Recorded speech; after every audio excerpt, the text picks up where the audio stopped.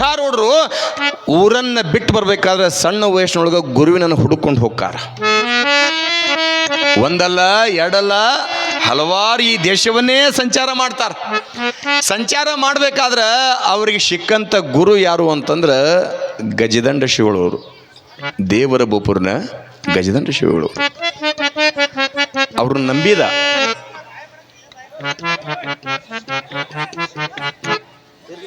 ಇರ್ಲಿ ಸಮಾಧಾನ ಯಪ್ಪ ಸಮಾಧಾನ ಇರ್ಲಿ ಏನಾಗಲ್ಲ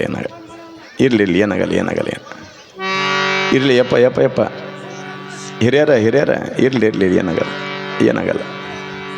ಜಯ ಮಂಗಲಂ ಜಯ ನಮ ಪಾರ್ವತೀಶ್ವರರ. ತಮ್ಮ ನೀವ್ಯಾಕಿದ್ದೀರಿ?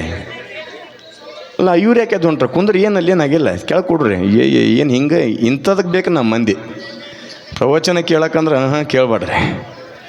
ಬರೀ ಎರಡು ಮಾತಿಗೆ ಎದ್ದು ಹೊಂಟ್ರಿ ಎಲ್ಲರೂ ಪೋದು. ಇರಲಿ ಸಮಾಧಾನ.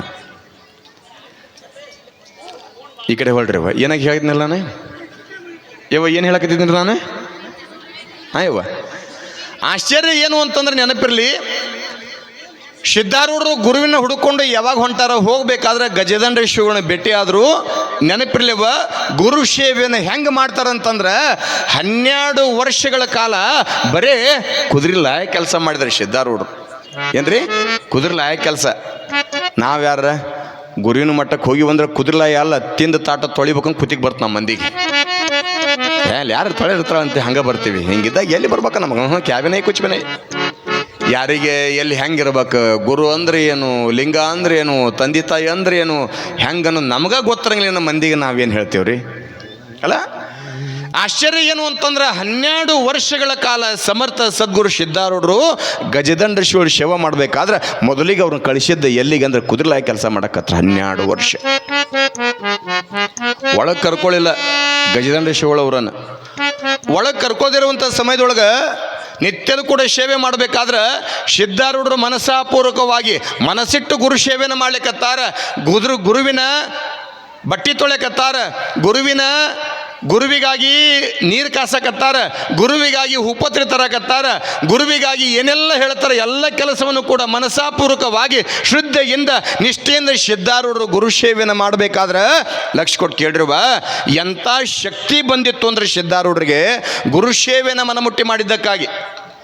ಪತಿವ್ರತ ಧರ್ಮ ದೊಡ್ಡದಾಗಬೇಕನ್ನಂಗಿತ್ತಂದ್ರೆ ಎಲ್ಲ ಹೆಣ್ಣುಮಕ್ಕಳ ಆಶೆ ಏನು ಅಂತಂದ್ರೆ ಸಾಯು ತನಕನೂ ಕೂಡ ಸಾಯುದ್ರೊಳಗಾಗಿ ಮುತ್ತೈದೆಯಾಗಿ ಸಾಯ್ಬೇಕಂತ ತಿಳ್ಕೊಂಡು ಎಲ್ಲ ಹೆಣ್ಮಕ್ಳ ಆಶೆ ಇರ್ತೈತಿ.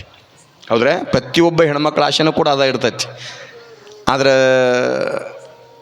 ನಮ್ಮ ಹಣೆ ಬರ ಹೇಳೋಕ್ಕಾಗಲ್ಲ. ಎಲ್ಲಿ ಮಠ ನೀವು ಮುತ್ತೈದೆಯಾಗಿ ಮಣ ಹೊಂದ್ಬೇಕನ್ನಂಗಿತ್ತಂದ್ರೆ ಎಲ್ಲಿ ಮಠ ನಿಮ್ಮ ಹಣಿ ಮ್ಯಾಗ ಕುಂಕುಮ ಇರ್ತೈತೇವ, ಎಲ್ಲಿ ಮಠ ನಿಮ್ಮ ತಾಳಿಯನ್ನು ಇನ್ನೊಬ್ಬರಿಗೆ ತೋರಿಸ್ತಾ ಇರ್ದಂಗೆ ಬಚ್ಚಿಟ್ಕೊಂತೀರಿ, ಅಲ್ಲಿ ತನಕ ನಿಮ್ಮ ತಾಳಿ ಕಟ್ಟಿರ್ತಕ್ಕಂಥ ಪತಿಯ ಆಯುಷ್ಯ ದೂರ ಹೋಗ್ತೈತಿ. ಹಣಿ ಮ್ಯಾಗ ಕುಂಕುಮ ಇಟ್ಟುಗಳ ಬದಲಿ ಅವು ಏನೋ ಬಂದಾವೆ ಮ್ಯಾಚಿಂಗ್ ಅವೇನು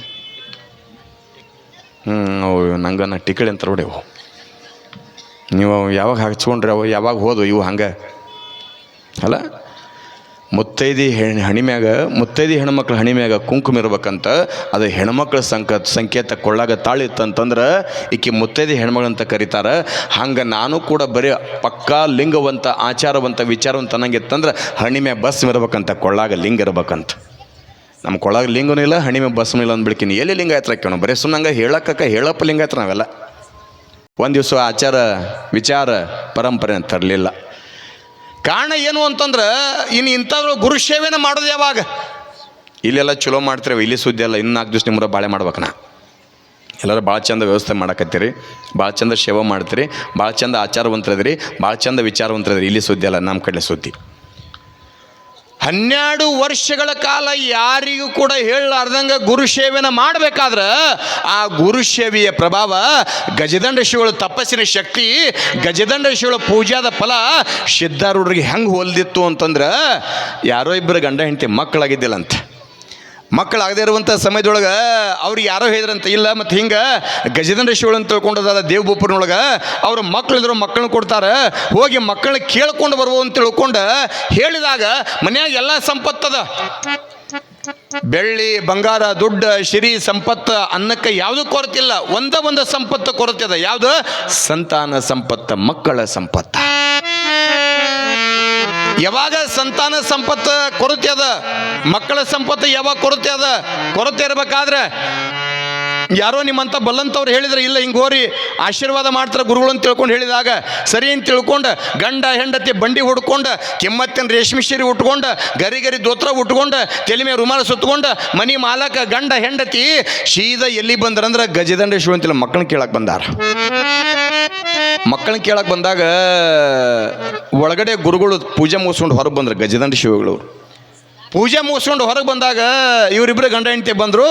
ಸಿದ್ಧಾರೂಢರು ಗುರುಗಳು ಬಟ್ಟೆ ತೊಳಕಿದ್ದಾರೆ, ಕಪನಿ ತೊಳಕತ್ತಿದ್ರು. ಸಿದ್ಧಾರೂಢರು ಕಪನಿನ ಲಕ್ಷ ಕೊಟ್ಟು ಕೇಳ್ರಿ ಹೆಂಗೈತೆ ಸೇವಾ, ಮನಮುಟ್ಟಿ ಮಾಡಿದ್ರೆ ಹೆಂಗೈತಿ. ನೀವು ಗಂಡನ ಸೇವಾರ ಮಾಡಿರಿ, ತಂದೆ ತಾಯಿ ಸೇವಾರ ಮಾಡಿರಿ, ಹೆಂಡತಿ ಸೇವಾರ ಮಾಡಿರಿ. ಯಾಕೆ ಕೆಲವೊಂದು ಸಮಯದೊಳಗೆ ನಾವು ಕೂಡ ಪಾಲ್ಗೊಳ್ಬೇಕಾಗತ್ತೆ. ಕಷ್ಟ ಸುಖ ದುಃಖದೊಳಗೆ ಅರ್ಧ ಪಾಲು ಗಂಡಂದಿದ್ರೆ ಅರ್ಧ ಪಾಲು ಹೆಂಡತಿದಿರುತ್ತಂತ. ಗುರು ಸೇವನೆ ಯಾವಾಗ ಮಾಡ್ಲಿಕ್ಕತ್ತಾರ ಮಾಡುವಂಥ ಸಮಯದೊಳಗೆ ಗಂಡ ಹೆಂಡತಿ ಬಂದ್ರೆ ಗಜದಂಡೇಶ್ವರ ಪಾದಕ್ಕೆ ನಮಸ್ಕಾರ ಮಾಡಿದ್ರೆ ಕೇಳ್ತಾರೆ, ಯಪ್ಪ ಭಗವಂತ ನಮಗೆಲ್ಲ ಕೊಟ್ಟಾನ, ಉಣ್ಣುವಂಥ ಅನ್ನಕ್ಕೆ ಕೊರತಿಲ್ಲ, ತೊಡುವಂಥ ಬಟ್ಟೆಗೆ ಕೊರತಿಲ್ಲ, ಮನೆಯೊಳಗೆ ದವಸ ಧಾನ್ಯಕ್ಕೆ ಕೊರತಿಲ್ಲ, ಎಲ್ಲ ಸಂಪತ್ತು ಐತೆಪ್ಪ. ಆದರೆ ಭಗವಂತ ಎಲ್ಲ ಸಂಪತ್ತನ್ನು ಕೊಟ್ಟ ಒಂದು ಸಂಪತ್ತನ್ನು ಮರ್ತು ಬಿಟ್ಟಾನ ಅಂತಂದರು. ಗಜದಂಡ ಶಿವಗಳಂದ್ರು ಏನು ಸಂಪತ್ತ ಯಪ್ಪ, ನಮಗೆ ಸಂತಾನ ಸಂಪತ್ತು ಒಂದಿಲ್ಲ ಯಪ್ಪ, ನಮಗೆ ಮಕ್ಕಳ ಸಂಪತ್ತು ಒಂದಿಲ್ಲ, ಮಕ್ಕಳಾಗಿಲ್ಲ ಅಂತ ತಿಳ್ಕೊಂಡು ಕೇಳ್ಕೊಂಡಾಗ ಅವಾಗ ಗಜದಂಡ ಶಿವಳಂದ್ರು ನಿಮಗೆ ಮಕ್ಕಳಾಗೋದಿಲ್ಲ ಅಂದರು. ಲಕ್ಷ ಕೊಟ್ಟು ಕೇಳ್ರಿ ಹೆಂಗೈತೆ ಗುರುಶೇವ. ಯಾವಾಗ ಗಜದಂಡ ಶಿವಳು ನೀವು ಮಕ್ಕಳಾಗಲ್ಲ ಅಂತ ತಿಳ್ಕೊಂಡು ಹೇಳಿದ್ರೆ ಆ ಹೆಣ್ಮಗಳಲ್ಲಂತ ಯಪ್ಪ ನನಗೆ ಮಕ್ಕಳು ಆಗಲಾರ್ದ 15 ವರ್ಷ ಆತ ಮದುವೆಯಾಗಿ 15 ವರ್ಷ ಆತ, ನನ್ನ ಮಕ್ಕಳಾಗಲ್ಲ ಅಂತೇಳಿ ನನಗೆ ಗೊತ್ತೈತಿ, ನೀ ಏನು ಹೇಳೋದಲ್ಲದು. ನನಗೆ ಮಕ್ಕಳಾಗಲ್ಲ ನನಗೆ ಗೊತ್ತೈತಿ, ನೀ ಹೇಳೋದಲ್ಲ. ಮಕ್ಕಳಾಗಲ್ಲ ಅಂತ ತಿಳ್ಕೊಂಡು ನೀ ಹೇಳಂಗಿತ್ತಂದ್ರೆ ಅಲ್ಲಿಂದ ಇಲ್ಲಿ ಮಟ್ಟ ನಿನ್ನಂತೆಲ್ಲ ನಾ ಯಾಕೆ ಬರ್ಬೇಕಿತ್ತ? ಯಾವುದು ಆಗುವುದಿಲ್ಲ ಅಂತ ತಿಳ್ಕೊಂಡು ಹೇಳಕತ್ತಿಯಲ್ಲ, ಆಗುವುದಿಲ್ಲ ಅನ್ನುವಂಥದ್ದನ್ನು ಆಗುವಂಗ ಮಾಡಿ ತೋರ್ಸಾತ. ಯಾವುದು ಇಲ್ಲ ಅಂತಾರ ಅದನ್ನು ಕೊಡಿಸುವಂತಾತ ಶಕ್ತಿ ಯಾರಿಗೈತೆ ಅಂದ್ರೆ ಗುರುವಿಗೆ ಐತೆ ಅಂತ. ಅದಕ್ಕೆ ನೀನಂತೆಲ್ಲ ಬಂದೀವಿ, ನೀ ಹಿಂಗಿಲ್ಲ ನಂಗಿತ್ತ, ಅಲ್ಲಿಂದ ಇಲ್ಲಿ ಮಟ್ಟ ಬಂದು ಏನು ಉಪಯೋಗ ಅಂದಾಗ ಗಜದಂಡ ಶಿವಗಳಂದ್ರು ನಗಕತ್ರಂತ. ನಗು ಮುಂದಾಗ ಇವರಿಬ್ಬರು ಯಾವಾಗ ಹೊರಗೆ ಗಂಡ ಹೆಂಡತಿ ಬಂದ್ರೆ ಸಿದ್ಧಾರೂಢರು ಹೊರಗೆ ಗುರುಗಳು ಕಾವಿ ಕಪ್ನಿ ತೊಳೆಕತ್ತಿದ್ರು. ಕಾವಿ ಕಪ್ನಿ ತೊಳೆಯುವಂಥ ಸಮಯದೊಳಗೆ ಇವರಿಬ್ಬರು ಗಂಡ ಹೆಂಡತಿ ಸಪ್ಪ ಮಕ್ಕ ಮಾಡ್ಕೊಂಡು ಹೋಗ್ಬೇಕಾದ್ರೆ ಸಿದ್ಧಾರೂಢರು ಕಪ್ನಿ ತೊಳಿಬೇಕಾದ್ರೆ ಕೇಳಿದ್ರೆ ಏನ್ರವ ಯಾಕೆ ಅಳಕತ್ತಿಲ್ಲ ಯಾಕೆ ತಾಯಿ ಅಂದಾಗ ಏನಿಲ್ಲಪ್ಪ ಮತ್ತು ಹಿಂಗೆ ಗುರುಗಳು ಆಶೀರ್ವಾದ ಮಾಡ್ತಾರೆ ಅಂತ ತಿಳ್ಕೊಂಡು ಬೇಡಕ್ಕೆ ಬಂದಿದ್ವಿ, ಮದುವೆಯಾಗಿ 15 ವರ್ಷ ಆತ, ಮಕ್ಕಳಾಗಿಲ್ಲ, ಮಕ್ಕಳನ್ನ ಬೇಡಕ್ಕೆ ಬಂದಿವಿಯಪ್ಪ. ಆದ್ರೆ ಏನು ಮಾಡ್ಬೇಕಾ, ಗುರುಗಳು ಮಕ್ಕಳು ಆಗಲ್ಲ ಅಂತ ಹೇಳಿಬಿಟ್ರ. ಮಕ್ಕಳು ಆಗೋದಿಲ್ಲ ಅಂತ ತಿಳ್ಕೊಂಡು ಹೇಳಿಬಿಟ್ರ ಅಂದ್ಕೊಳ್ಳಿ. ಗುರುಗಳು ಕಪನಿ ತೊಳೆಕತ್ತಾನ ಸಿದ್ಧಾರೂಢ ಪುಣ್ಯಾತ್ಮ. ಗುರುಗಳು ಕಪನಿ ತೊಳೆಯುವಂಥ ಸಮಯದೊಳಗೆ ಅವಾಗ ಸಿದ್ಧಾರೂಢರಂದ್ರಂತ ಯವ ಚಿಂತೆ ಮಾಡಬೇಡ, ಯವ ಚಿಂತೆ ಮಾಡಬೇಡ, ವರ್ಷ ತುಂಬುದ್ರೊಳಗೆ ಗಂಡು ಮಗನ ಹಡಿತೀಯವ ನೀ ಅಂತ ತಿಳ್ಕೊಂಡ್ರೆ ಸಿದ್ಧಾರೂಢರು ಹೇಳಿದ್ರು. ಹೇಳಿದಾಗ ಇಬ್ಬರಿಗೆ ಗಂಡ ಹೆಂಡತಿಗೆ ಆಶ್ಚರ್ಯ ಅನ್ನಿಸ್ತು. ಯಾಕಂದ್ರೆ ನಾವು ಕೇಳಕ್ಕೆ ಬಂದಿದ್ದ ಗುರುಗಳಾಗಿರ್ತಕ್ಕಂಥ ಗಜದಂಡ ಶಿವಗಳನ್ನ ಅವರು ಸೇವಾ ಮಾಡ್ತಕ್ಕಂಥ ಈ ಸೇವದ ಮರಿ ಮಕ್ಕಳಕ್ಕ ಅನ್ನಕತ್ತನಂದ್ರೆ ಹಾಗಾದ್ರೆ ಇದ್ರಾಗ ಗುರು ದೊಡ್ಡವನು ಶಿಷ್ಯ ದೊಡ್ಡವನು ಅಂತ ವಿಚಾರ ಮಾಡಕತ್ತವ್ರು.